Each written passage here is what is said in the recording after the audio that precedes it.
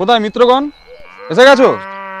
আরে ওই পাড়াটা কিন্তু আজকে আমাদের সম্পূর্ণ করতে হবে, প্রচারটা মাথায় আছে তো? হ্যাঁ ঠিক আছে, আমি আসছি। একবার বলছে ভাতা নয় চাকরি চাই, আবার একবার বলছে লক্ষ্মীর ভান্ডার, এদেরই গিয়ে ৩,০০০ টাকা বোঝাও। যত জ্বালা। দিল্লির নেতাদের আর কি, ভোটের পর মাত্র সেই আমাদেরই খেতে হবে। এই অনেক হয়ে গেছে, চলো প্রচারে যেতে হবে। আমাদের ওই পাড়াটা কিন্তু কমপ্লিট করতে হবে। হ্যাঁ, আর স্লোগানটা মনে আছে তো? হ্যাঁ, পাল্টানো দরকার বিজেপি সরকার। চাইটাকে বলছে।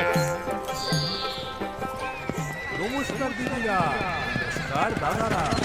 বাংলার ঘরে ঘরে খুশির খবর। মাননীয় মুখ্যমন্ত্রী মমতা বন্দ্যোপাধ্যায়ের হাত ধরে বাংলা এবার আরো স্বনির্ভর। উন্নয়নের পাশাপাশি কিন্তু প্রকল্পে বাড়ানো হলো আরো 500 টাকা। গানটা পুরোপুরি কিন্তু মুখস্থ। হ্যাঁ নমস্কার দিদিরা, আপনারা সবাই ভালো আছেন তো? নমস্কার। হ্যাঁ ভালো আছি, বলুন।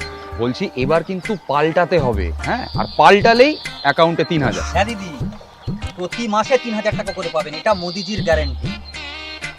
তুই বলবি না আমি বলবো? আমি কি বলবো, তুই বল। বলুন না দিদিরা, শুনি আপনাদের মন কি বাত। দিল্লিতে আপনারা বলেছিলেন ২,৫০০ টাকা করে দেবেন। কোথায় গেল? ১ বছর তো পেরিয়ে গেল, ২,৫০০ টাকা। সে কি? বোম্বেতে আমাদের পাড়ার একজন থাকে, সে বলল ঘরে টিভি থাকলে নাকি লক্ষ্মীর ভান্ডার দেওয়া যাবে না। সে তো 2 চাকা থাকলেও দেয় না। সে কি রে, আমার তো লক্ষ্মীর ভান্ডার টাকা টিভির ইএমআইটা চলছে। তুই এক কাজ কর, বেচে দে, নলে ৩,০০০ টাকা পাবি না যে। আরে এটা একটু হালকা মিস্টেক হয়ে গেছিল। পশ্চিমবঙ্গে কোনো মিস্টেক হবে না, রামের দিব্যি। ও দাদা শুনুন না, বিহারে ১০,০০০ টাকা করে ভোটের আগে দেওয়া হলো, ভোট যেই চলে গেল নিয়েও নিল। এখানে বছরে ১৮,০০০ টাকা করে আমরা পাই, 1 মাসও মিস হয় না, এটা দিদির গ্যারান্টি।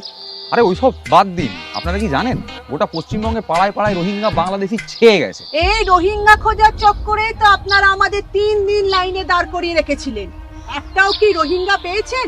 আবার আমাদের গ্রামে ঢুকেছেন রোহিঙ্গা দেখাতে। কোথায় রে, ঝাড়ুটা নিয়ে আয় তো। বিজেপি বলেছিল ভোটে জিতে আসলে নাকি লক্ষ্মীর ভান্ডার বন্ধ করে দেবে, আর এখন বলছে ৩,০০০। এরা কিছুই দেবে না, দেওয়ার হলে অন্য রাজ্যে দিত।